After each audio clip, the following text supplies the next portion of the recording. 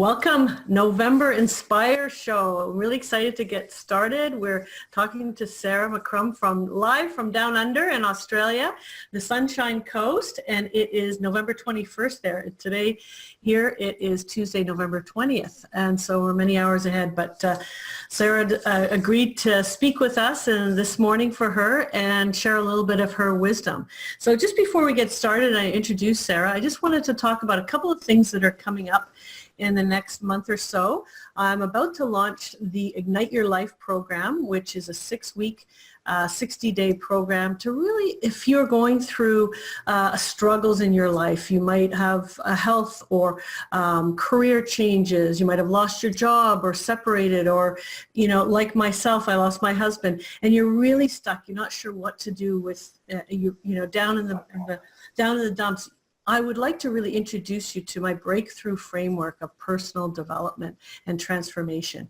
And this will introduce you to the process of transformation, and really based on my own experience and working with clients over the last 9 or 10 years. So that's going to be launching in January. I just want to give you a quick heads up on that. You'll see some more on my email and Facebook and social media. And the other thing I wanted to talk to you about is coming up in January, where I'm part of a leadership retreat that's led by Corey Robertson here in the Montreal area. It's called Future Proof Leadership. It's all about helping you to really engage your workforce so that as we move forward, and the millennials are harder and harder to attract and retain, and there's a wisdom gap as the older generation is moving on, some of the things we can do, and there's a number of different participants that are going to be speaking and holding, facilitating on this full day event. So hope you'll look into that. All this stuff is on my website and on social media. So without further ado, I wanted to introduce Sarah. So I love this description of her from her website. If you add a Cambridge University education and 10 years in BBC radio and mix it with 22 years of training with Chinese masters, I want to hear more about that, then combined with a lot of common sense, diverse life experience, and a passion for inspiring leaders. The result is Sarah McCrum. As a coach for leaders and business owners, Sarah is known for injecting spirit and energy into the whole family as she helps her clients shift perspectives and change their lives through simple conversations. Sarah is an author and coach who specializes in working with game changers and purpose-driven entrepreneurs. Sound familiar? That's all I talk about. She also runs a program called The Consciousness of Money that helps people transform their relationship with money. And she holds retreats this year coming up all over the world. So we're going to talk more about that. And she's the author of 2 books, Love Money, Money Loves You, and Energy on Demand, Master Your Personal Energy and Never Burn Out. So I'm going to just get out of this thing and stop sharing my screen and look at the camera. Hi, Sarah. Welcome, and thanks so much for joining us. Hi, Leanne. Thank you very much. Thanks for inviting me. Oh, it's great. So we met about 2 years ago. We were talking just before at the Wisdom Conference. So a lot of times we met some wonderful people there. You said I was the first person that you met, and we hit it off because we have such a similar perspective of what's happening with, you call them game changers, I call them change leaders, and really working from a sense of purpose and the consciousness of money, doing retreats and really having a lot of fun in the world. So welcome. I'm really excited that you're going to be speaking with us today about all of that. So maybe if you can just start with just telling us a little bit about your journey to how you came from the UK. I think you got to Australia via New Zealand, and yes. You're doing work that used to be in the IT world, I think. You're more in R&D and moved into this, or maybe I have that a little bit wrong, but you tell us a little bit. Yeah. Well, I started out in a really quite traditional middle-class English naval background. So, I went to boarding school. I did the things that English people are famous for doing, probably. And I had the stiff upper lip. I had all the English education. I was very emotionally kind of uptight. Would never have possibly dreamt that I would end up leading the kind of life that I'm leading. I went into teaching originally. It was either become a teacher or become a lawyer, and I couldn't handle the thought of being a lawyer, so I went into teaching and discovered very quickly that schools were not for me. Mm-hmm. Kids, great, but not schools, just too restrictive. And by really good fortune, I became good fortune and maybe some serendipity, I would say. I actually became a reporter and then a presenter and a producer and there's something else I became as well for BBC Radio. And I spent 10 years interviewing children, which was extraordinary because first of all, it taught me to listen. I had to really, really listen. If you interview children, you cannot be in your own mind. You have to be completely present. Otherwise, they don't pay any attention at all. And secondly, they taught me to ask really big questions. They asked me questions that I couldn't answer. And it got me really thinking.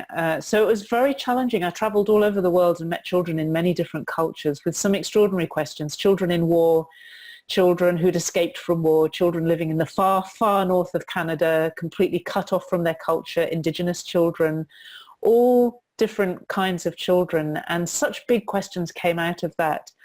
And I think the combination of that and the fact that my sister died when I was 30 of a brain tumor, which just turned my life on its head at a personal level. Those two things in the end sent me looking for answers at a much deeper level than I think I would have done otherwise. Otherwise, by now, I would be a civil servant with a headache, probably in the quite UK, in the rain. in the UK, probably struggling with all the usual diseases that people have. It's just like the imagination of it does not appeal to me in any way. So I'm grateful that all of this happened. And really those two things drove me to look for answers. And my initial search was through Chinese metaphysics and Chinese wisdom, Qigong. I spent 22 years training with Chinese masters, as you mentioned. So my life, while everyone else was having kids and doing jobs, I was working, but it wasn't like a job. I was working with energy and learning healing and helping people. And I was training all the time. So I just went on a completely different trajectory. I didn't do it in China, but that took me to New Zealand. And I ended up in Australia because I left all of that. At a certain point, it became not the thing that I wanted to do anymore.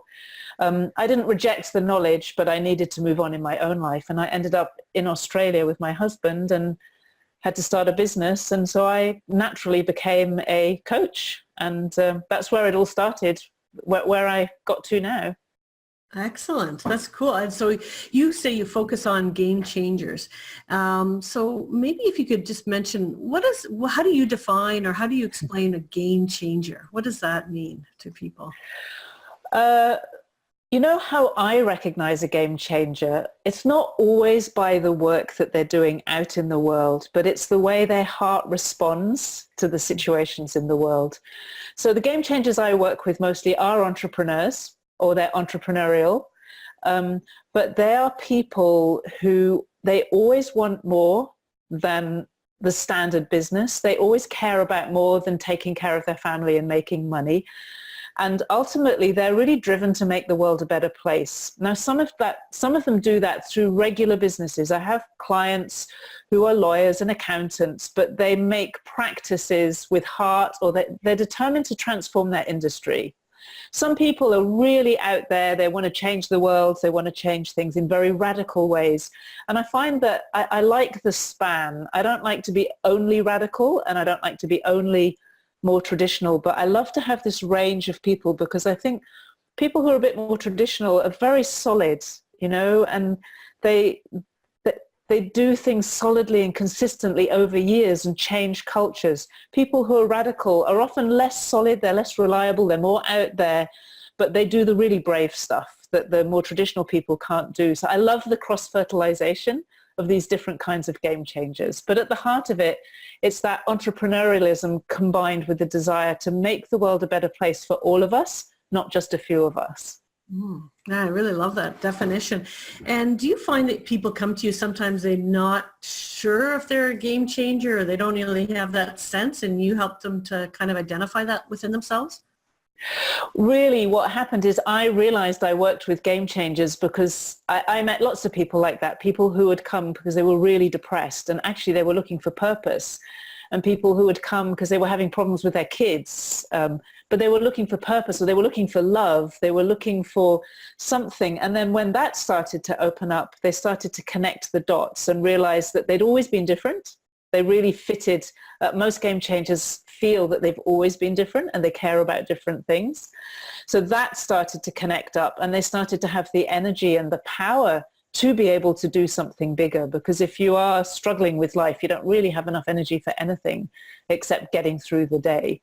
So nowadays, I think the people who resonate with me, some of them, yes, they don't really know at the moment, but it always opens up.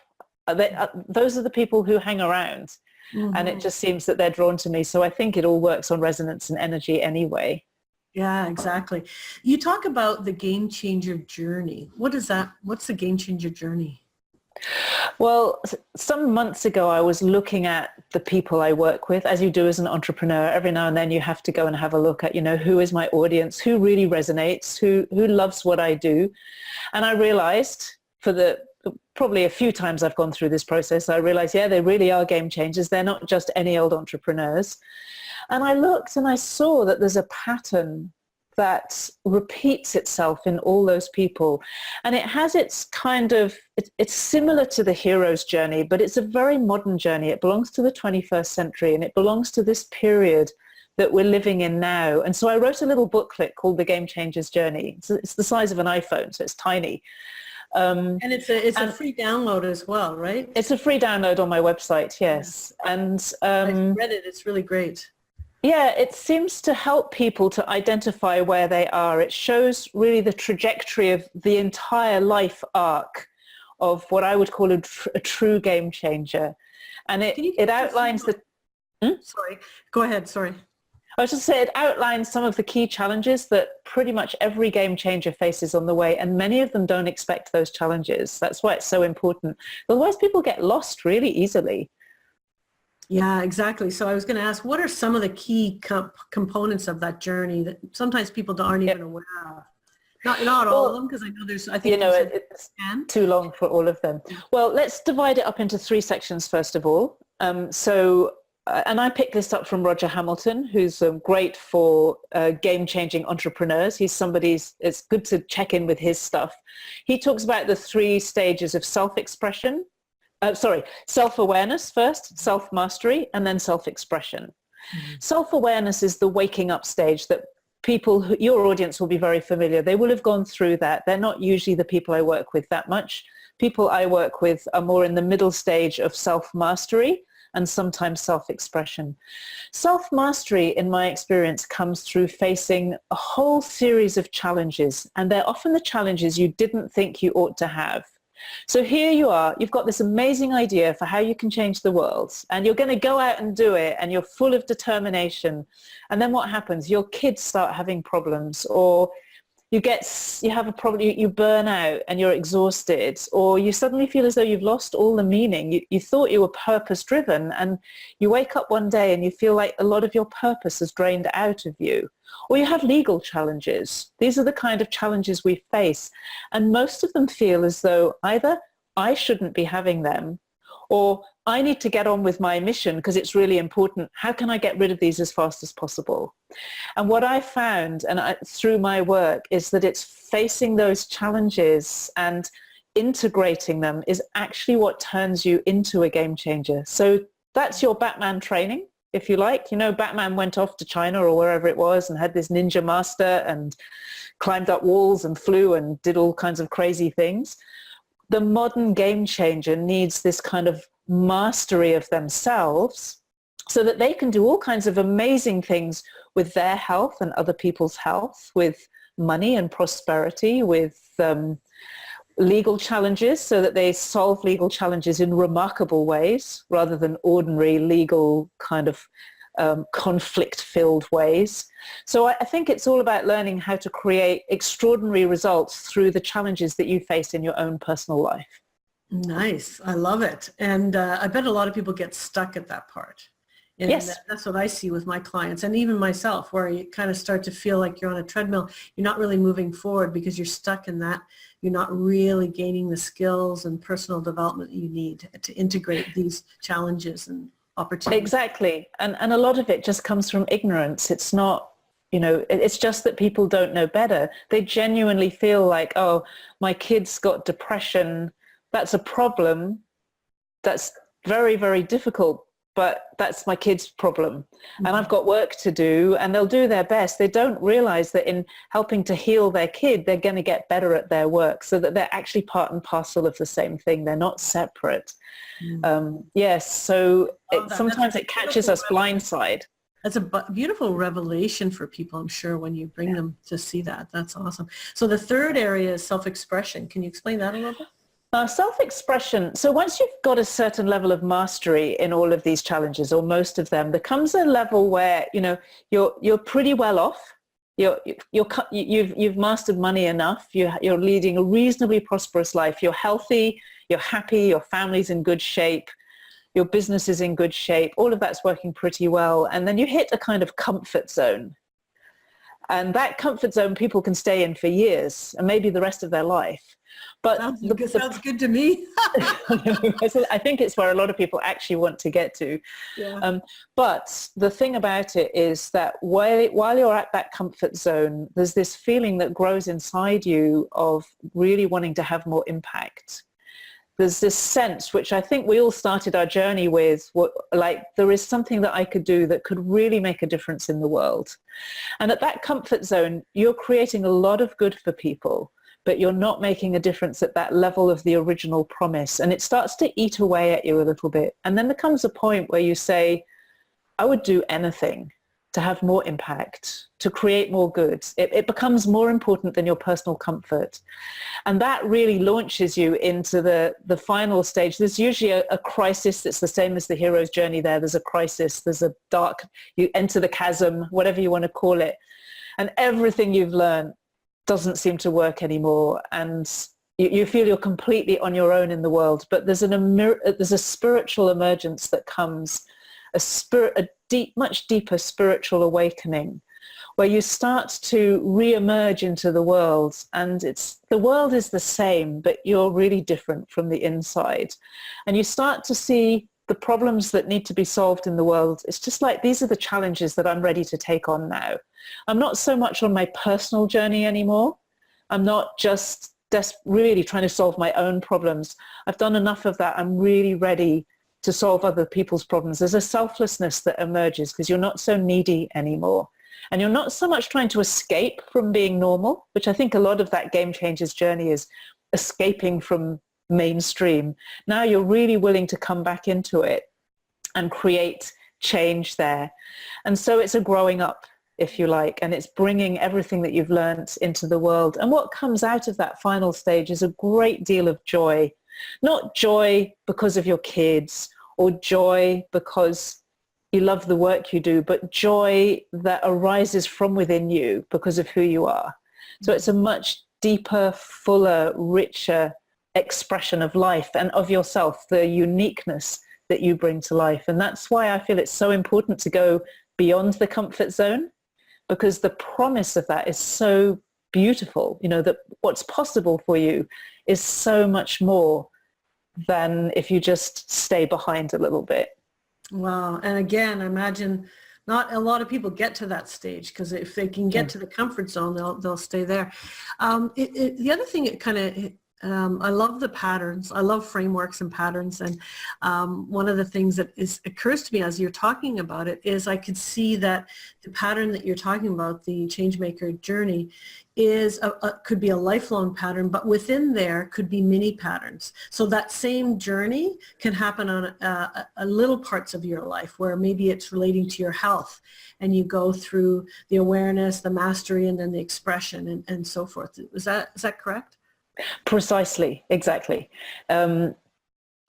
It's like a master pattern of your whole life, and you see the smaller pattern. And that's the beauty of it in a way, because you can learn and you can know what's happening, but there's this big expanded arc as well, so that you never really need to say, oh, I've made it. there's always more growth, there's always more possible. So it keeps you very open and very alive as a result. Fantastic. Wow, that's so cool. In terms of people wanting to know a little bit more about that, you have a book and you also do programs on it. Where did this come from? Was it, you mentioned Roger Hamilton and Joseph Campbell.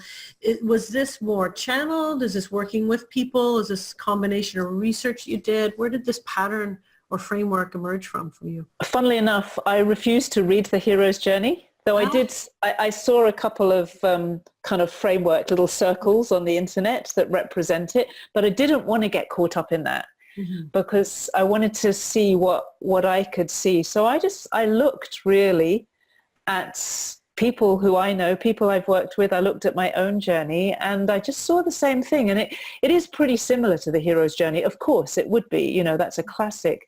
But I think the point is this sense of how it fits today's game changers. That's what's really important, is to bring it into today's context, because it then becomes a story of how can you become powerful enough, you, little me, just a little person here. How can we become powerful enough and aligned enough to actually make that difference that we can feel without having to become Gandhi? You know, we grew up with the Gandhis and the Martin Luther Kings being the models of change. And I don't think that that's suitable for today. We need a different model, and it's a much more connected model, but we need still to have that inner power and inner stayability, you know, because it's not an easy journey. And most people filter out just by not quite realizing what lies ahead of them. So it was really by observation and by my own inner experience, and of course sitting on the foundation of what I've learned from the people who've taught me.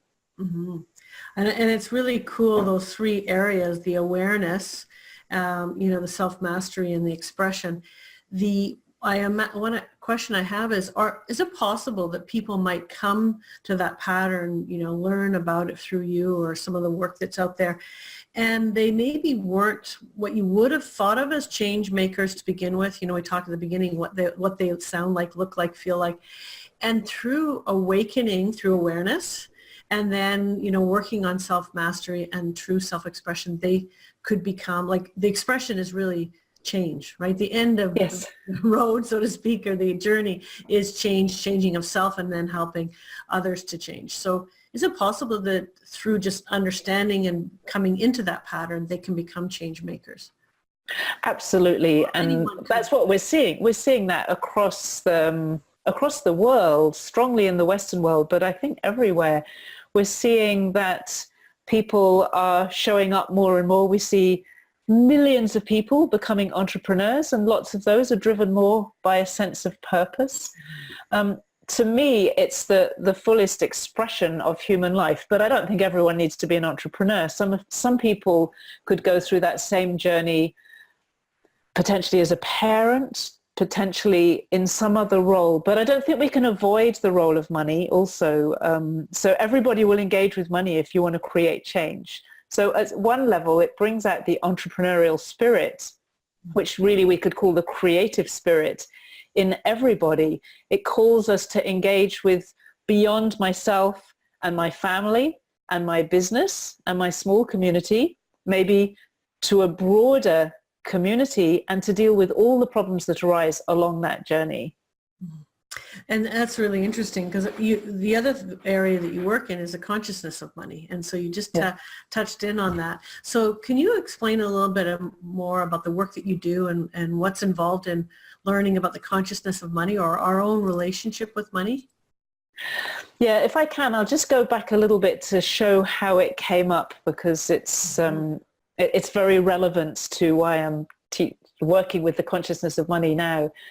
Back in 2010, I went out of business. My business failed because of the financial crisis that started in 2008. This was in London.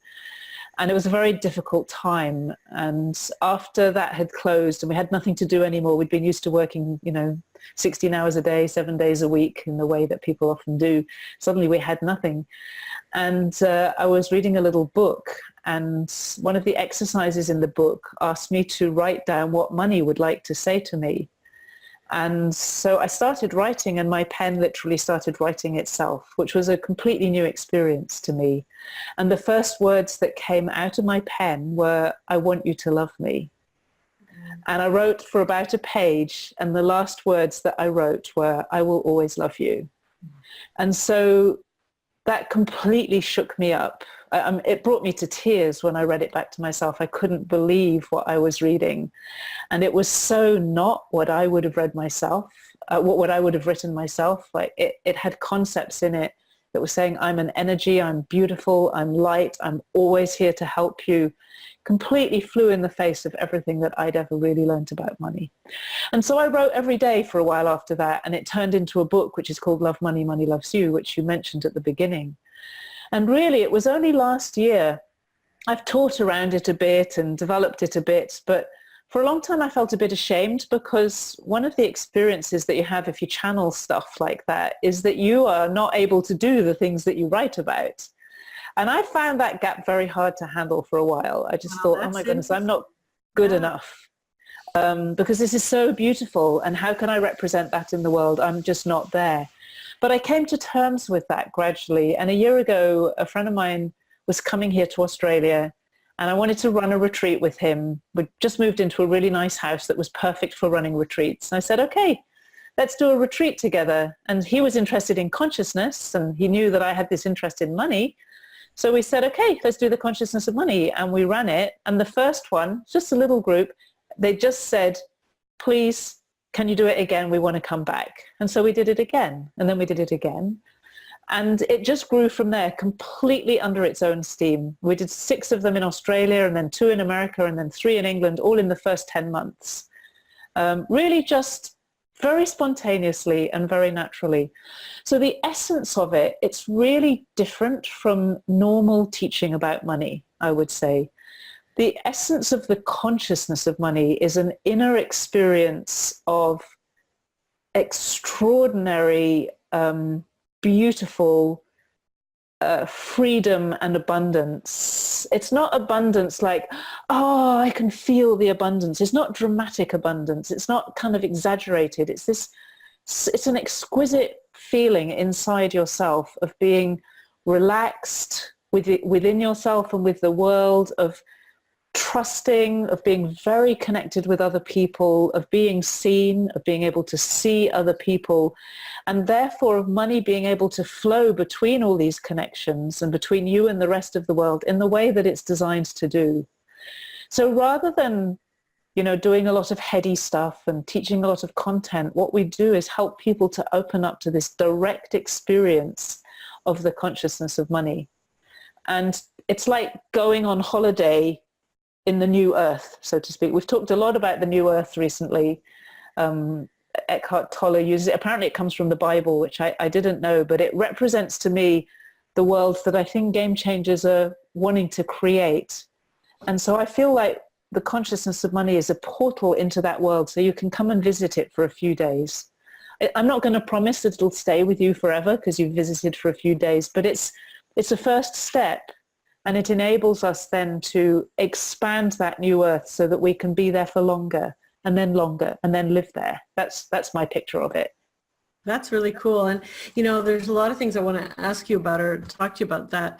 The first thing is when I think about the journey, the Changemakers journey, and you think about awareness and then going into mastery, that's often where money comes in. And, people have to stay with their job. There's fear of loss of things, there's attachment and everything, and people don't move into the mastery or beyond. They get stuck, right? And so when you talk about the new earth, and Barbara Marx Hubbard talks about the new human, and moving from the 5 sensory to the multi-sensory human, and that the idea of money and our relationship with money is so key, because otherwise it becomes such a block. And one of the things that I thought that you said was really, really hit me was when you have channeled material like that, it's coming from source or from infinite, whatever, and it may not represent exactly where you're at. And I think in some way that is the same for all of us, because when we're starting to move towards more and more our soul's purpose, it's really guided from the divine, from within. And we're not quite there yet. And I hear all the time with clients, and I felt the same, is this idea of imposter syndrome. Yeah. So you feeling that way about money, or other people will say, I'm a healer, but I'm not completely healthy, or whatever it might be. It's often that's exactly what they need to be working on, and that's the divine pushing them. But I never heard it described that way, as there's the gap from where it's coming and where your personality or your your finite human hasn't caught up to your infinite human, Yeah. And as you talk, I can hear, it becomes really clear to me that we never will catch up to that. That's not the point. The whole point is to have that. That's what humans are so good at, that we can have this infinite consciousness, and we can also be an individual with our own personal experience and skills and potential. And whilst our potential is unlimited, we can't express unlimited. We have unlimited choices, but we can only choose one thing at a time. Mm-hmm. And so it's this play that, and when we can unite those, that's what gives us this very extraordinary and beautiful experience of human life. So I think what I came to peace with was that I realized that I didn't have to be the perfect example, and I could be open about where I am. Mm-hmm. As long as I felt that I had to hide where I was, I couldn't be comfortable. But when I could say, look, I'm going to teach you, I'm going to share, and I'm going to teach some stuff, because I'm a big believer. I'm not only a coach who asks questions. I'm a big believer in sharing what I've learned, because I found that it stimulates people to open up in ways that they can't do just on their own, because we can't always access what we have no connection with. And I found that once I came to peace with that, and I talk openly about my own relationship and my business and things like that, then all of that went away, and I could just say, I'm on the journey too. It's something I've been really interested in. I have something to share with you. You also often have something to share with me. Let's put it together. But I don't also throw away my sense of leadership in that space. So there's a sort of, I think there's quite a fine line in there about being a leader and being a learner and being a listener, and knowing when to really show up fully and when to just go along with everything. So I guess that's the skill that we need to learn. Totally. I get that. And I've been, challenged with that, learning that over the last 9 years as well. And I think you really articulated well what so many people struggle with and stop them. That, I'm not there yet, so who am I to teach another?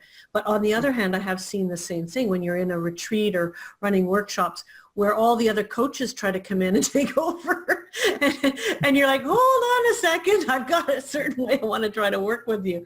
So there's that interesting balance. I really appreciate you explaining. So another thing that I saw that you wrote about was the common myths about purpose. You talked about 4 in particular, starting with purpose is not necessarily equal to filling us always with passion. I love that was one of the first ones. So maybe you can talk about some of these myths, whichever one you want to talk about. Well, I'll take that one first, because you've reminded me that was a particular article, and I might need you to remind me of the other ones. But this thing about passion, I see people who get really hung up about it, and they think, oh my goodness, I don't have enough purpose because I'm not filled with passion all the time. And I should be one of those people who's totally passionate about what I'm doing and totally driven all the time. And if I'm not, I'm somehow a failure. And, the first thing, whenever I think of that, I just imagine, what would it be like in my relationship if I was filled with passion for my husband all the time? Like, honestly, it would drive me completely crazy, and him. What a nightmare of a life. Passion has its place. But so do systems, and so do accounts, which most people are not very passionate about. Some people maybe are.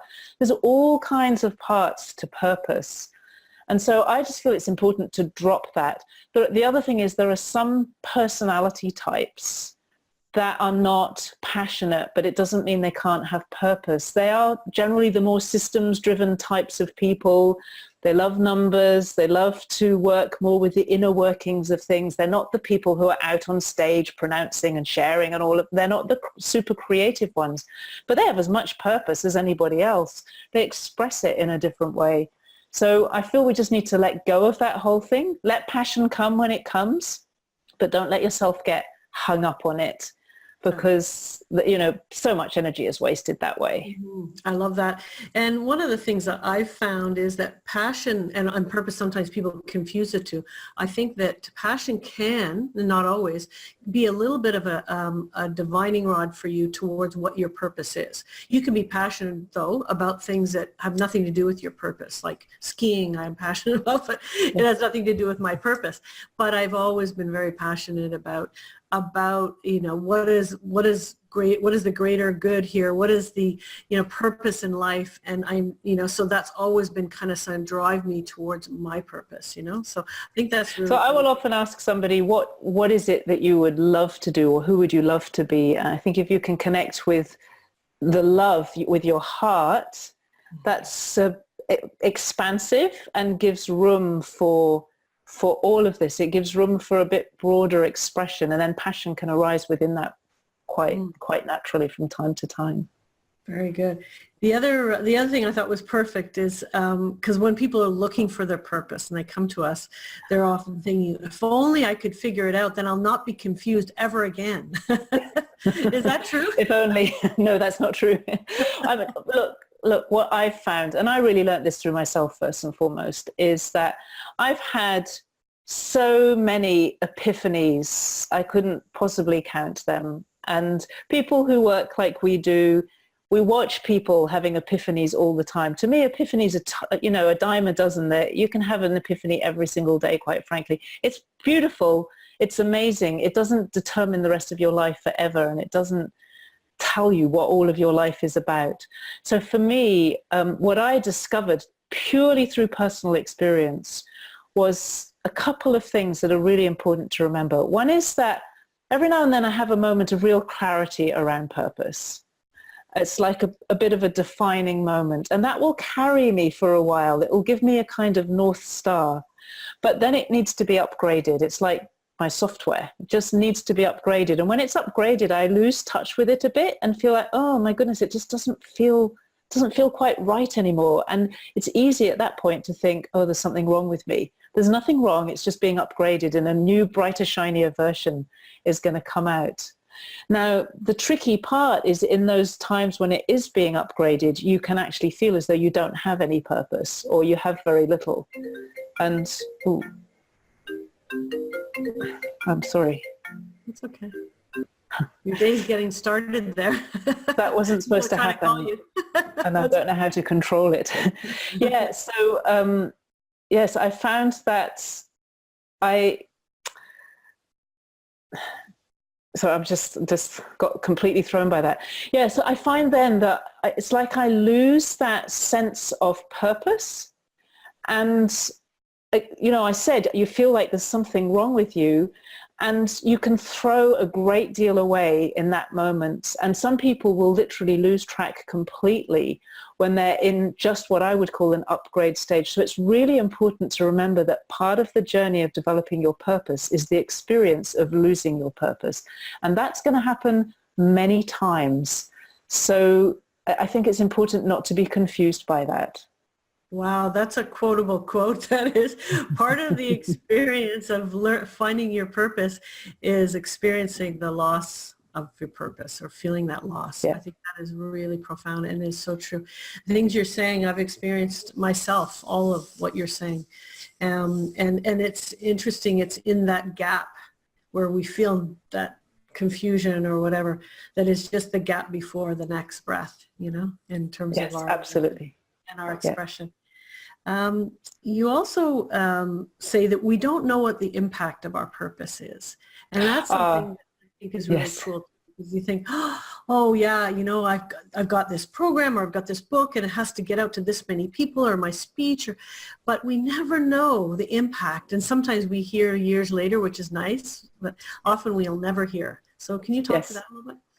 Yes, I think this is so important. I hear people often saying, well, I don't know what the impact is, and therefore they restrict what they do. It's like, I can't really do something until I know I'm making a difference. And actually, it's completely the other way around. You really need to go out there and make a difference, and maybe you'll discover your impact. Now, I learned something amazing about this, and I think I share it wherever I can.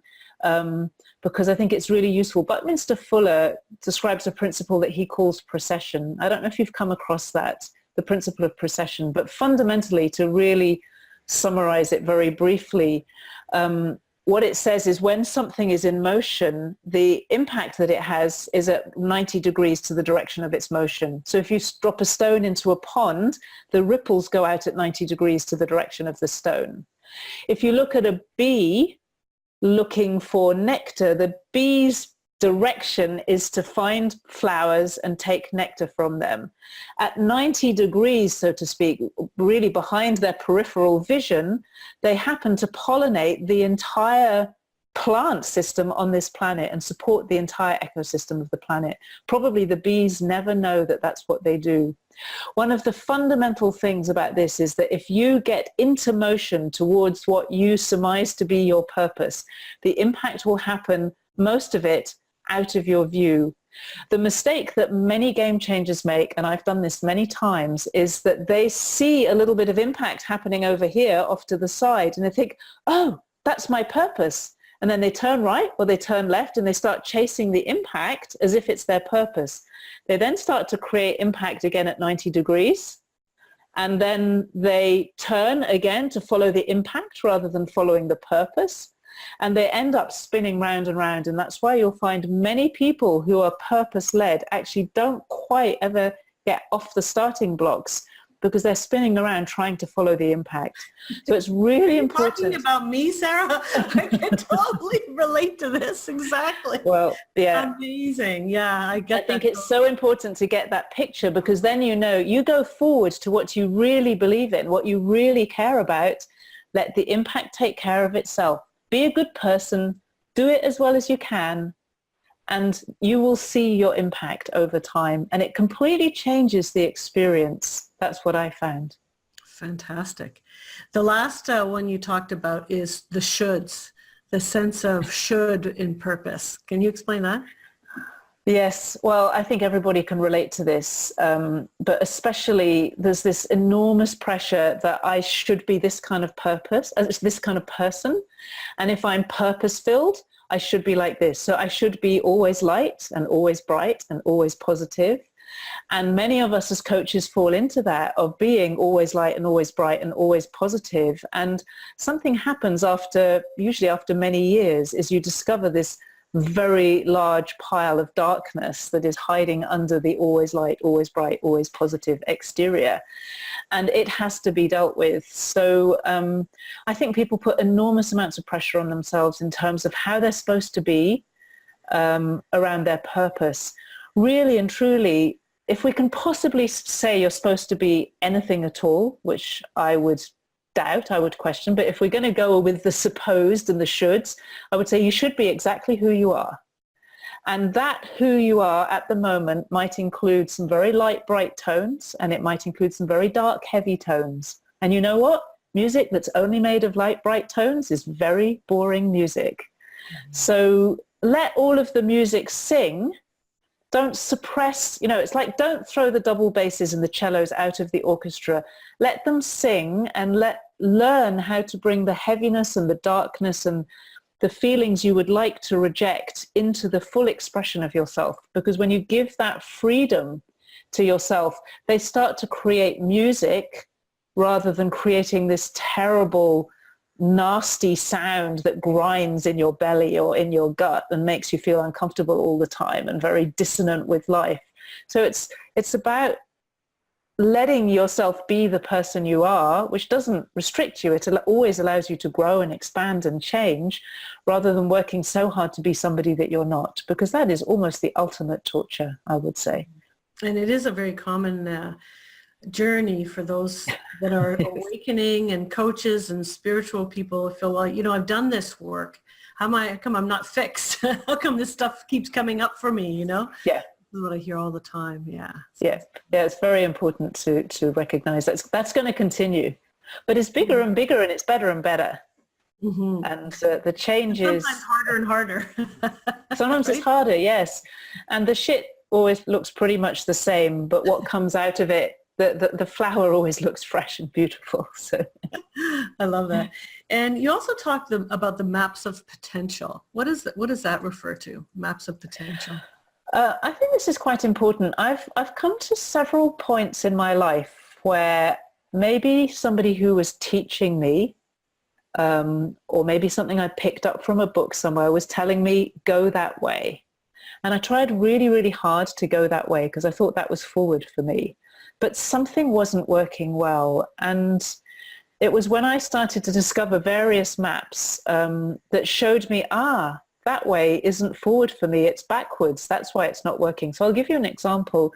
My teacher was Chinese, and the Eastern way is very much about submission and surrender to the teacher. And so it's got a very strong follower, kind of leader-follower context, purely cultural. And so I tried, under her guidance, really hard to be a follower. But the energy of being a follower and the consciousness of being a follower is actually a lower level of consciousness than I was already at. And so I was actually trying to sabotage myself without realizing it. And she didn't realize it either. You know, she wasn't like she was doing something wrong. It really came from ignorance in my view. But I tried so hard, and I saw other people trying so hard to be followers. And really we'd trained already to be leaders, and we had that natural potential within us. When I came across, so the first map I came across was David Hawkins' Scale of Human Consciousness, which is pretty familiar to many people now. That opened up to me, because the other thing we were taught is that to be rational was somehow to pour cold water on things, and that we should be always like, yeah, everything's possible, I can do it, no problem. That kind of what I think of as happy, clappy, positive optimism. Now that's a great stage, but to be rational is a higher level of consciousness. It's more expanded. It's not pouring cold water. It's actually getting real. Of course, now I see it with my clients. I work with a lot of very rational people. The next step for them is to go into love, unconditional love.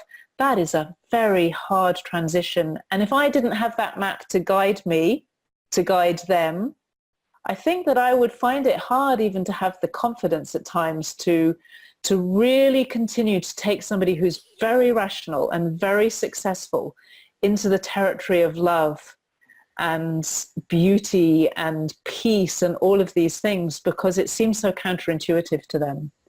So I found the integral model of Ken Wilber incredibly influential for me. And I've worked with people who do a lot of work around resonance, the resonance of different things, to see what's more expansive, what's contracting for me. So that's also given me some kind of map, so that if I'm not sure about the direction, what's forward and what's backward, I'm not relying on my intuition, which at those moments tends to let us down. Wow. That could be a whole other conversation, what we were just talking about there, and some of the big, minds, David Hawkins, Ken Wilber. If any of you haven't read some of the work, it's fantastic. And it's interesting too, the way you talk about the Eastern philosophies. I was very drawn to them, and Buddhism and so forth, but I felt the same way. You have to find your guru, and I just didn't feel I wanted to follow anybody. So you're being able to articulate something that I experienced as well, and I really resisted that. And even going to different places to work with somebody, I just felt, no, that's not who I am. And so the way you described it, I never thought of it that way, and it really helps to illuminate. I thought it was a bit of an outsider there. That's very cool. Awesome. So I just wanted to if anybody has any questions, they can take the mic over, or they can type anything in here before we finish for the day. And if there's anything also, so just while you're thinking about that, is there anything else you wanted to talk about? Anything that you're working on that you're excited about that you want to share with us? You talked a little bit about your retreats that you're doing for the consciousness of money. Well, that ties in maybe. One of the things that in this paradigm shift of game changing, and of course the shift on the planet, it feels very important to me that we connect with each other. So what we're doing here is an example of that. And we're seeing this more and more. And I think for many of us, we grew up in a world which was not really about that. And so we have deeply held archetypes of lonely heroes. But I don't feel that the lonely hero model, I don't think the best hero in the world is what we need. I feel that it's like a network. I always imagine a web of game changers, light bearers connected across the planet that all hold different pieces of the puzzle and help to illumine the world a little bit in their environment. I feel that that's very important, and it's not necessarily natural. I know that it's not really natural for me. I think that I've had that lonely hero stereotype, and you know, in that context, I would just be a failed lonely hero, which is a sort of sad way of looking at things. But when I see what happens through connecting with people and through the people who I work with, and some of them have very large followings, much larger probably than I will ever have, but my little piece goes in there. And I'm experiencing that both through the retreats, the Consciousness of Money retreats, where most of the people who are drawn to that work are game changer types, and through my Game Changers Connect program. But this is the message I'm seeing all the time, is like, how can we connect with each other really deeply? How can we have conversations that in themselves change the game? How can we go into the territory that we very, very rarely get to go into with other people? We mostly only explore on our own. So this theme of connecting feels very, very important to me. Wow, I love that. And, you know, you mentioned a few things, is the lonely hero archetype. And I really understand that. And I think a lot of entrepreneurs, and you talk about the changemakers and entrepreneurs, there's really that feeling of kind of trying to do it all on your own, but then also how to, you know, bring more community together in a very busy, fast-paced world. My little part is, you know, doing the Inspire show, but it really, feeds me. It feels like, you know, to have these kind of conversations like we're having today, I just want to have more and more. And here you are on the other end of the world, and hopefully, you know, we can have more, and we can expand with other people that want to have these conversations. So one of the things I'd love to say is I'd love to have you on again. I'd love to go into some of these conversations even deeper that we just touched on. Each one of them has been really fascinating and nourishing. So I thank you very much for that. And thank you. I'd love to come back. I love sharing this stuff. It's just, to me, it's the best. Yeah, the best thing. It's awesome. And so it'll be great also that people will be able to look at this one first and then be able to be prepared for other questions, and we can go deeper on the conversation. And I'll have the links to your website, and this will be on YouTube. So is there any other way that you want people to reach you besides on your website? Is there anything else you want to mention? The website is by far the best place to start. Okay, great. So I'm going to say goodbye on the recording, and people who are on live here, they'll have a chance to talk to Sarah after we just pause the recording, and you'll be able to talk live with her. And thanks so much for listening, and we'll talk to you soon.